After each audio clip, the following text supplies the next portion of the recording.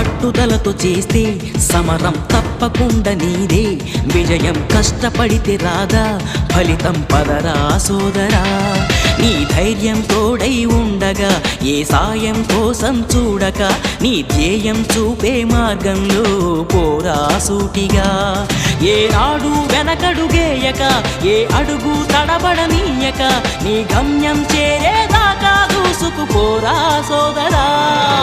పట్టుదలతో చేస్తే సమరం తప్పకుండా నీదే, విజయం కష్టపడితే రాదా ఫలితం పదరా సోదరా.